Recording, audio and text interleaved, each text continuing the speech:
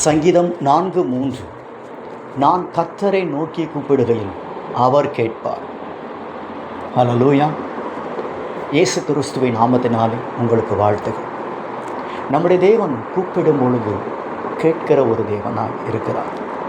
கண்ணை உண்டாக்கினவர் காணாதிருப்பாரோ, காதை உண்டாக்கினவர் கேளாதிருப்பாரோ என்று எழுதப்பட்டு இருக்கிறது. ஆம், கர்த்தர் உங்கள் ஜெபத்தை அவர் கேட்கிறவர். நீங்கள் கர்த்தரை நோக்கி கூப்பிடும் பொழுது அவர் நிச்சயமாய் கேட்பார் என்பதை முதலாவது நாம் நம்ப வேண்டும். சங்கீதக்காரன் பாருங்கள், நான் கர்த்தரை நோக்கி கூப்பிடுகையில் அவர் கேட்பார் என்று ஒரு விசுவாசத்தோடு சொல்லுகிறார். அதுபோல் நீங்களும் செபிக்கும் பொழுது கர்த்தர் கேட்பார் அப்படிங்கிற நம்பிக்கையோடு செபிங்க.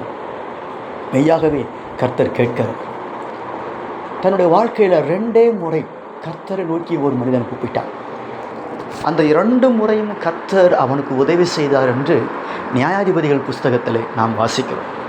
நியாயாதிபதிகள் 15ஆம் அதிகாரத்தில் பார்க்கும் பொழுது 18 முதல் 20 வரை வசனங்களை வாசிங்க. நியாயாதிபதிகள் 15ஆம் அதிகாரம் 18 முதல் 20 வரை நடக்கிற அந்த வசனங்களை வாசித்து பார்த்தீங்கன்னா, முதலாவது சிம்சோன் என்ற ஒரு மனுஷன் தாகமடைந்து, மிகவும் தாகமடைந்து கர்த்தரை நோக்கி கூப்பிடுகிறான். ஐயோ, நான் ஒரு கழுதையின் பச்சை தாழை எலும்பை எடுத்து 1000 பேரை நான் கொன்றிருக்கிறேன். ஆனால் இப்போ நான் தாகத்தால் சாக போகிறேனே ஆண்டவரே என்று அவரை நோக்கி கூப்பிட்ட பொழுது தேவன் ஒரு பள்ளத்தை பிளக்க பண்ணினார் என்று எழுதப்பட்டு இருக்கிறது. லேகியில் உள்ள ஒரு பள்ளத்தை அவர் பிளக்க பண்ணினார் என்று எழுதப்பட்டு இருக்கிறது. அதிலிருந்து தண்ணீர் ஓடி வந்தது. அப்பொழுது அந்த தண்ணீரை குடித்து தன் உயிரை திரும்ப அவன் கொண்டு வந்தான் என்று எழுதப்பட்டு இருக்கிறது. அந்த தேவன் இயேசு கிறிஸ்துவை நம்புகிற உங்களிடையே கூப்பிடுதலையும் கேட்பார் என்று நிச்சயமாய் நம்புங்கள். அதே போல்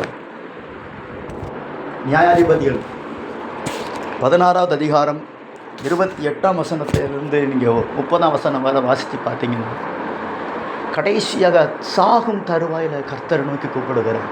என் 2 கண்ணை பிடுங்கிட்டாங்க, என்னை மாவரைக்க வச்சுட்டாங்க, அவங்கள நான் பழி வாங்கணும் அப்படின்னு 2 பெரிய தூணை பிடித்து கொண்டு, தேவனே என்னை பலப்படுத்தும் என்று சொல்லி அவன் கர்த்தரை நோக்கி கூப்பிட்ட பொழுது, அவன் உயிரோடு இருந்த பொழுது கொன்ற மனிதரை விட செத்த பொழுது, சாகும் பொழுது கொன்ற மனிதர்கள் அதிகம் என்று வேதம் சொல்லுகிறார்.